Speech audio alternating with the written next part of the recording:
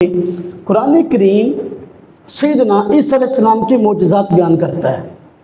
اللہ رب العزت نے قرآن کریم میں جگہ جگہ سیدنا عیسیٰ علیہ السلام کی معجزات بیان کیے کہ عیسیٰ علیہ السلام ببریہ الاکمہ والابرص بأحیی الموتى بإذن اللہ، قرآن کریم میں کہ کوڑ کے مرض والوں کو ٹھیک کرتے تھے، مادرزاد بینوں کو ٹھیک کرتے تھے، اور اسی طرح اللہ کے حکم سے بس اوقات کہ بندہ مر جاتا اسے کہتے کم بإذن اللہ، اللہ کے حکم سے کھڑے ہو جاؤ، وہ کھڑا ہو جاتا۔ تو عیسیٰ علیہ السلام کے معجزات تھے، قرآن کریم میں اللہ پاک نے بیان کیے ہیں، اس میں کوئی دوسری رائے نہیں ہے۔ مرزائی کہتے ہیں ہمارا قرآن پر ایمان ہے، آپ دیکھیے کیا کہتا ہے، کہتے ہیں عیسیٰ علیہ السلام سے کوئی معجزہ ظاہر نہیں ہوگا۔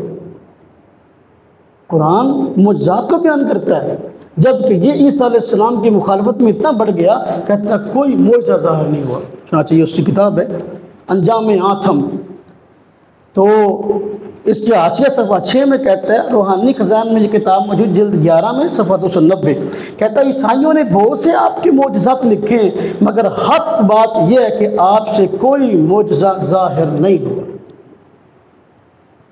ہاں جی، اور اس دن سے کہ آپ نے معجزہ مانگنے والوں کو گندی گالیاں دی اور ان کو حرام کار اور حرام کی اولاد ٹھہرایا، اسی روز سے شریفوں نے آپ سے کنارہ کیا۔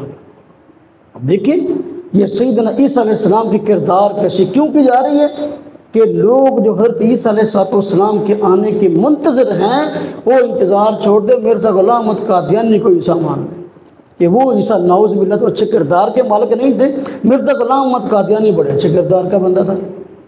قرآن کریم ان کے معجزات کو بیان کر رہا ہے، جو معجزات قرآن کریم نے بیان کیے تو اس کو کیوں نہیں بیان کرتا؟ تو کیوں کہتا ہے کہ بھئی عیسیٰ علیہ السلام سے کوئی معجزہ ظاہر نہیں ہوا؟ کیسا قرآن پر ایمان ہے مرزا غلام احمد قادیانی کا اور ان کے ماننے والوں کا؟ ان عبارتوں میں سے ایک ایک عبارت ایسی ہے جو کفر ہے، اور دنیا کا کوئی مسلمان ان کو، کوئی فرقہ نہیں، کوئی مسلمان ان کو مسلمان نہیں مان سکتا۔ ان عبارتوں میں سے ایک ایک عبارت ایسی